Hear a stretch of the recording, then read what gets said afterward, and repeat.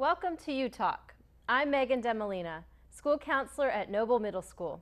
Our show is all about the middle school student, testing, bullying, dating, stress, and so much more. We discuss it all. Joining me each month is a dynamic and engaging panel of middle school students ready to discuss the issues and tackle the tough questions. We kick off our show with some Q&A featuring questions on a variety of topics from middle schools throughout the school system that our panel of students are ready to answer. No question is too tough, no topic is too difficult. All right, panelists, here's question number 1. My grandparents are coming to live with my parents, my sister, and me. As I have lived with them for a short time before, I know that they can sometimes be a little noisy about my schoolwork or pushy about my eating. Space is not a problem, and we already have room for them. I love them a lot, but I don't feel excited about them coming because of previous experience. What do I do? Any suggestions? Well, they're still your grandparents. Like, I know you love them, so just make sure you show that, because grandparents especially won't be around forever, and they won't be there when you'll be lucky if you have grandparents when you're getting married, when you're having kids. And like, you'll be that annoying grandparent someday, so just respect them and like show your love. Yeah, I heard you say that it's really important to stop and look at the positive sides of having your grandparents come and stay with you, and maybe just thinking it's not forever, but just a temporary situation. Any other thoughts? I think you should kind of learn how to get along with your grandparents if you don't like them that much. Because personally, my grandfather died like 2 years ago in October. And I only have my grandma now, so like try to spend as much time with them as possible, because like Leah said, they're not going to be around forever. When they're gone, you're going to miss them no matter what. Yeah, thank you for sharing your personal experience, because that is so valuable to know. You know, life is very short, as we know, and got to make the most of every moment and every time that all the time that we have with our loved ones is great time. Anything else? Any other situations that you've had in your personal life or your friends have had? Well, I mean, they're kind of like your parents, just wiser, and they're just more fragile. So you want to make sure you take care of them rather than avoid them. Awesome. It's kind of important to think about, you know, what they can teach you, being the wiser grandparents in your home or in your life, in the midst of your day-to-day routine, and then what you can teach them about yourself and get to know them a little bit better. Great advice. The second one we have today says, my parents treat me and my twin like we are BFFs. Since she has few friends, I am forced to invite her to hang out with me and my friends. If someone doesn't like her, I can be friends with that person, I can't be friends with that person. And that's a lot of people. Since she is a copycat, we have the same hobbies and activities. So I have to ride with her to these activities, and I can't carpool with my friends. My parents know we fight, so I always hear lectures on how we are supposed to love each other, but I do not like her. Please help me. I keep looking at you, Zach, because you have a special situation in your life. You are? I'm a twin. I have a twin sister, and we go to Noble together. And well, we fight. Well, not fight, more like argue a moderate amount of times, like, you know, regular amounts for siblings. But we've kind of learned how to like get along with each other. Like, if one person does one thing, we kind of just be quiet and drop it. And so like we don't really not like each other. Like, we carpool, we're fine with it. Like, we go together and carpool with our friends, even if like one friend doesn't like the other twin, we still hang out and it's still fine. So I mean, like, if one of your friends isn't too fond of your sister or brother, you shouldn't like not be friends with them. Just be like, hey, just kind of chill out and something like that.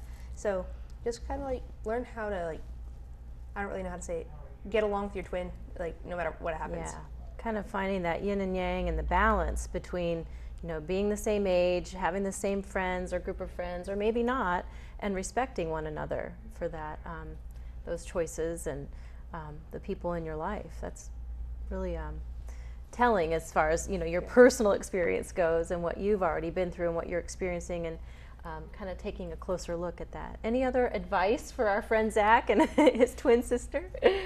Well, my brother and sister, they're twins, and I know they don't get along. That's right. Because I share a room with my sister, and then my brother is right across the hall, and he is never leaving his room, and whenever he does, it's usually to argue with my sister about something.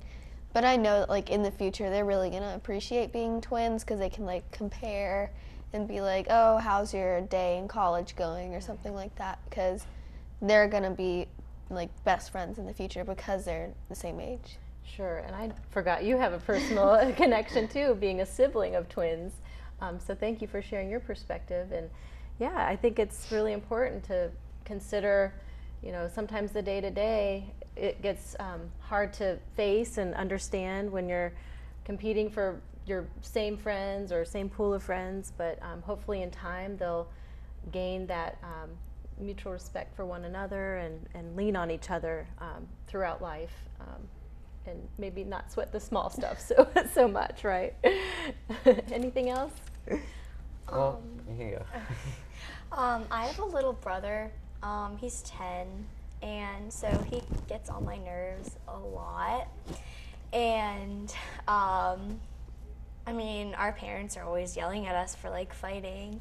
I mean, it doesn't really help the situation, but I mean, we love each other in the long run, and I mean, we're gonna love each other when we get older, and like you said, Lily, Right. like we're gonna appreciate each other. Exactly. So whether you have a twin or not, or just a sibling, it's like you get to practice, you know, how to do conflict resolution and learn to problem solve, because having those discussions and arguments, kind of a typical scenario, but it plays out in the household, and then you have to learn how to cope and deal with one another, and you know, overall overcome those obstacles and challenges when you're frustrated by your twin or your younger brother and your older siblings that are twins. You have a sibling too, right? Yeah, I have a sister. She's 10, and I guess she looks up to me, but every time like I want to hang out with a friend, she wants to go, because I mean, if I'm going to the movies, she wants to go. Sure. If I go ice skating, she wants to go, but it's because she wants to also like go with me and hang out with me. And I tried to tell her that maybe like if she doesn't end up going with me that day, I'll hang out with her, like just with her, like wherever she wants to go, and try to keep her happy so she doesn't get upset. It's a good compromise. And I'm hearing you say that you definitely need a lot of patience when trying to work out scenarios and problem solve with your siblings or twins. Thank you, panelists.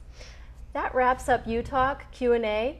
If you're a middle school student with a question you'd like our panel to discuss, there are several ways to submit that question.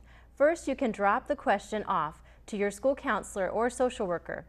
2, you can email it to nhcstv@ec.rr.com.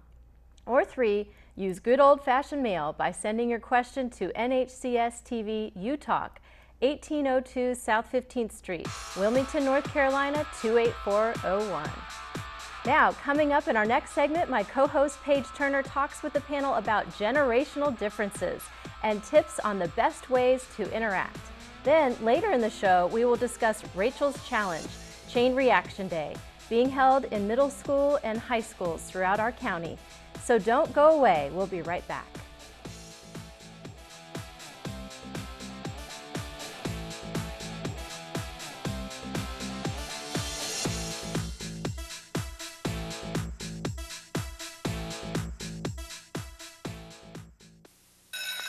It was 1 against, I don't know, probably 10.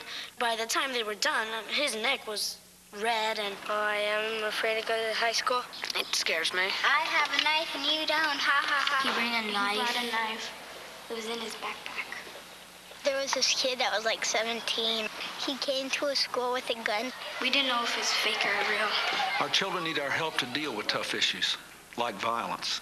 Please, talk with your kids. Welcome back to UTalk. I'm Paige Turner, school counselor at Noble Middle School. In America, there are 6 living generations, which are 6 fairly distinct groups of people. As a generalization, each generation has different likes, dislikes, and attributes. They have had collective experiences as they aged, and therefore have similar ideals. A person's birth date may not always be indicative of their generational characteristics, but as a common group, they have similarities. Our panelists today are known as Generation Z, or Gen Z, the first generation to have the internet or cell phones as part of their everyday lives.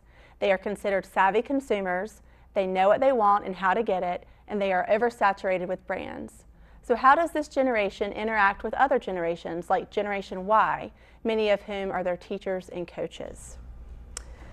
So guys, did you even know that you were Gen Z, Generation Z? But I didn't. Yeah, we watched Channel 1 News, and they were like, it was like the big debate on what we were going to be called. Oh, so tell me more about what Channel 1 said about that. They were like, they just did like, they did ask us, like, they do these questions, and like you can respond on their webpage, and it was like, what would you want your generation to be called? And they had like Generation Z, Generation Tech, and like et cetera, of like technology. And right. So I like it. I think it's a cool I didn't name. even know there was a name for our generation. either.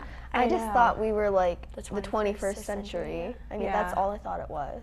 Yeah, and it's interesting because if you go kind of research it on the internet, you'll find that they have actually the dates when individuals are born, and ever since I always think of like my parents were the baby boomers. You hear that a lot, but ever since then, like there's like I said earlier, there's 6 living generations that are out there, and they all have something different or distinctive about themselves. So what would you say are some adjectives that you feel like describe your generation? Tech savvy, more Yeah. like High tech. Yeah, like Definitely just like all technology in general. We're just Technology. technology Yeah. everywhere. That's it. Yeah, so going back to what you said, maybe the tech generation might we're be also more. and because I feel like we're more creative Yeah, diverse. Okay. and Yeah. like diverse. Explain. and- Talk a little bit more about that. 'Cause, Well, like- because we have more opportunities on the internet, and we can go like on the internet and just look up art pieces and like try and recreate them with Photoshop or something like that. And I feel like it gives us more windows. And you also don't have to have that much skill to make art online, rather than being like a painter in real life and going outside and painting a mural. It's just kind of like quicker. And I feel like people express themselves more. They like are okay with like, and they have more ways to like get their feelings out. They have like YouTube where Right. you can do that. You have like social medias. You have like all these other stuff to like talk Right. about how you feel. So not only do you have the technology at your fingertips to soak up information, you also have different avenues to be able to put yourself out there. Whether it be your ideas, your feelings, creativity, however you choose to express yourself, which can be a positive and a negative sometimes, as we know. Okay, so definitely technology, which is very characteristic of your generation. What would you say the biggest issues that kids your age, maybe in light of having all that technology at your fingertips? Maybe like cyberbullying, or just not being active like physically or mentally, because you might spend most of your day watching online videos, and then you would not be getting like social interactions with people. You would just be watching other people, and you wouldn't and you could get bullied online if you posted a video and people didn't like it, and they could say mean things about it. And you're also not getting outside to like go run a marathon, or like just do a lap around your neighborhood or something. Right. Yeah, people are basically like forgetting like what's around them. Like, I never hear like, "Hey, want to go to the park?" Like, I hear like maybe like movies, but that's like technology. So like they're kind of forgetting what's there. Absolutely. Absolutely. I just think about me as a Generation Y person. Growing up, it was always like, go outside and play, like my parents would say that. And I mean, and perhaps your parents or your generation's parents do say that or encourage it, but it's much more difficult because there's so many things inside, especially with the technology, that's competing for your attention. And unfortunately, sometimes technology is winning. You brought up a couple of things, Lily. One question that I have for you guys, especially with the technology, is that these days I'm finding that a lot of students are not, like, everybody has a phone for the most part. A lot of people have phones. Why are you guys, or some people, not setting up voicemail? Do you guys have voicemail? I have a voicemail. Probably because nobody calls each other anymore. Well, Yeah. and that I was wondering. Or I'm not sure. I think I tried to set it up. I don't think it. I think it was my phone was being Yeah. kind of stupid and it Right. didn't work. Yeah. and I think it's because like if they need to call like the person, instead of leaving a voicemail like after they call, they like give text like Yeah. saying, "Hey, call me back," instead of like voice recording. Right. So would you say that more frequently you are texting your friends versus Yeah. calling them? Yeah. Yeah. I Yeah. mean, I sometimes FaceTime my friend when we're Yeah. doing homework, just because, like, if I went to type and then I went to write a question down or something, it's just kind of difficult. So just like that face-to-face interaction, you could show them what your work was, Right. and that's also really nice. Right. Like me personally, I have a voicemail because like if I'm either working, because like I have moderately 2 jobs I'm doing. So if I'm either working away from the house, like if I need to like call my mom real fast, it's faster than just like typing all of it. So I'm just like, hey mom, can you like pick me up from work today or something like that? Because like I work at her store, but sometimes she's delivering or something like that. And so if I ever need to do something really fast, I can just call her. I don't have to type out the whole message. Right. Yeah. And so and if she ever needs to call me, it won't just be like constant beep beep beep beep in my pocket. Right. Right. I definitely like when I have to type. Like when I'll be like, oh, I need to tell you something. My friend will be like, all right, just text it. I'll be like, it's a long story. I need to just Yeah. say it. Like, cause I mean, it's like you don't want a text that's like twice the size of your phone. Right. It's just faster. So in those situations you would call versus text. And my friends are like, why did you call me? I'm like, because I don't want to text that much. Which kind of goes back to the having the like the face-to-face interactions, with your friends and, it's, or any individual, it's good to have those conversations in person. Even on the phone is, more of a in-person conversation than texting.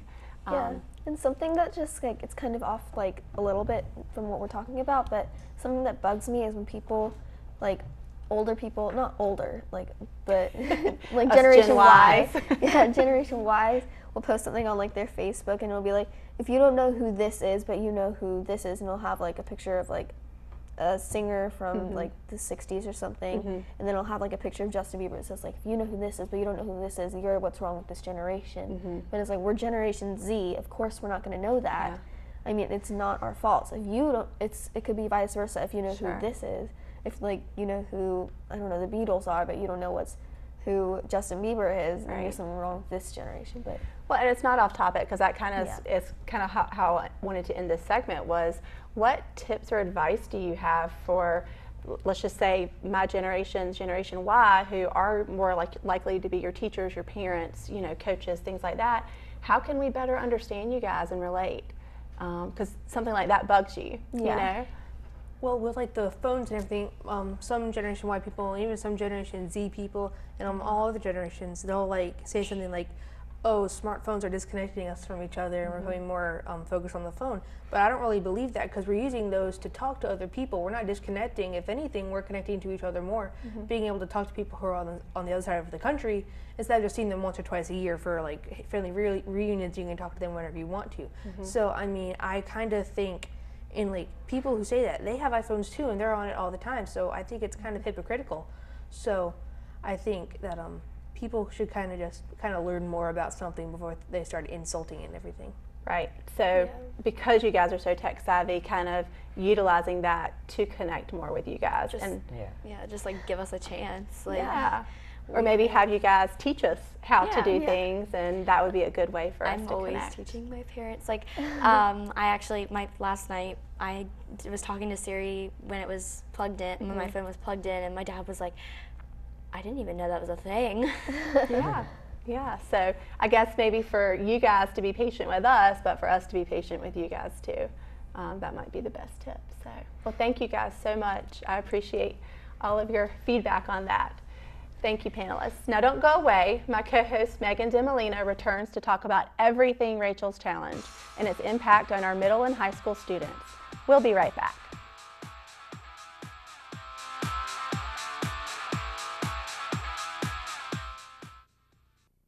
There are 16 million children struggling with hunger in America. That's 1 in 5 daughters, sons, neighbors, and classmates who don't know where their next meal is coming from. Yet billions of pounds of good food go to waste every year. It's time we do something about it. Feeding America is a nationwide network of food banks that helps provide meals to millions of kids and families in need. Visit feedingamerica.org to help them feed even more. Together, we can solve hunger. Together, we're feeding America. Oh.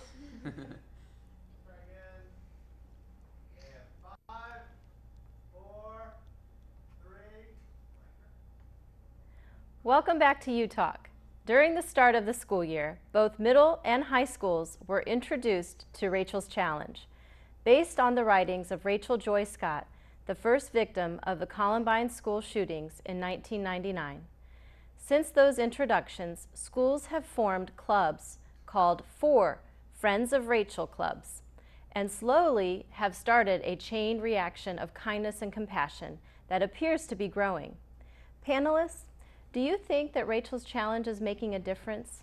If so, what positive changes have you seen or experienced? Well, something they did to like spread kindness and just like be a positive influence is that they put sticky notes on like a lot of the lockers in school that were saying like just smile. The one on my locker said just smile, and there were some that were like be happy and you're beautiful and stuff like that. And it was just really nice to see that someone put their time into making someone else so happy. Sure. I know, at least in the girls' bathroom, I don't know about the boys, but they put signs and posters up in there that was like some of the things that they said, smile, you're beautiful. And that, I saw one of those and it made my day. Yeah, I was just going to ask, how do you think it's making our students feel in the school?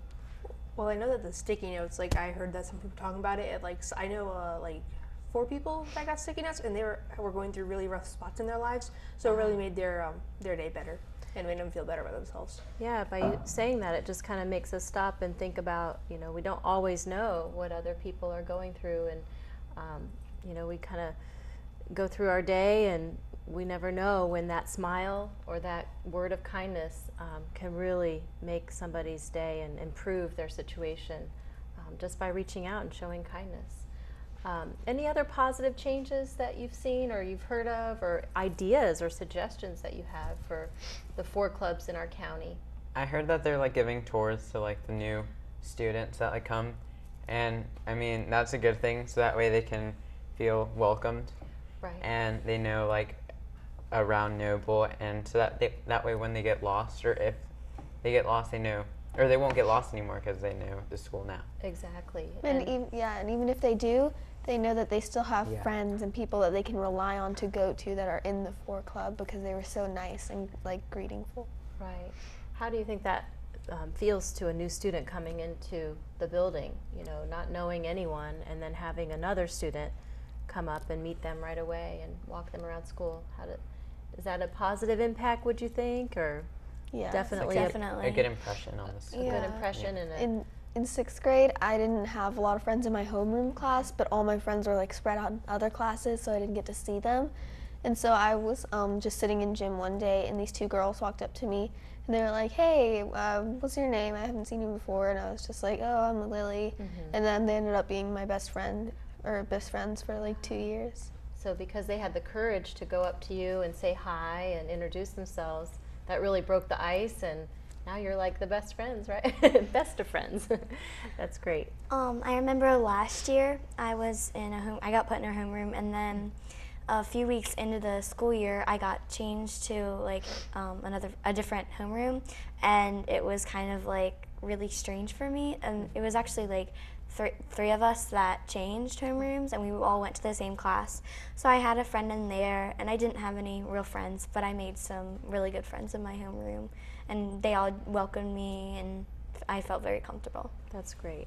Yeah, it's definitely made some great positive changes in just how we do things within the school that we're in, and I know of other schools too in the county that are working hard with their 4 clubs to just constantly reach out to people, mixing it up at lunch, trying to move around and sit with new people, new students, different students, get to know everybody and break those barriers down. I think that's really an important piece of the follow-up that a lot of schools are doing with the Chain Reaction Day, because they're trying to bring in more students who can participate in a small group setting and really get to know one another, and bring in outside community volunteers and people that might not necessarily work in the school but have an impact because they're living here in the same community as our students are going to school. And so I think it's a really neat ripple effect, and how it's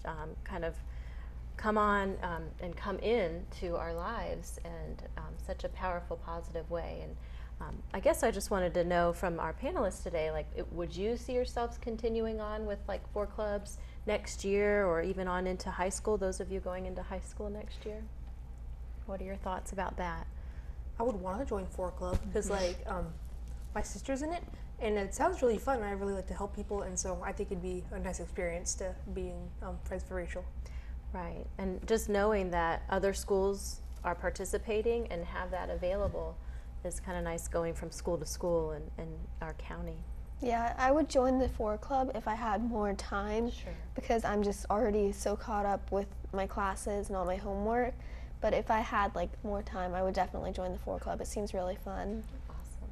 Yeah, like what Lily said, like, because I do sports, and that's kind of been taken away time to join any other club. So, but I am willing to, like, if they announce it to the school, like, activities that they're doing, I can try to help with that, like, even if I don't stay after. So even not being directly involved in the 4 Club, you're influenced by what the 4 Club is doing in the schools, and how they're reaching out to just show signs of kindness and compassion. Excellent. Well, that wraps up our program this month. We hope you have enjoyed this edition of UTalk. If you missed any part of the program, then check us out online at www.nhcs.net and click on the blue NHCS TV icon to find us on the school system's webpage. I'm Megan DeMolina. On behalf of the entire UTalk panel, thanks for watching. We hope you'll submit questions to our show and tune in again next time for an all-new episode of UTalk.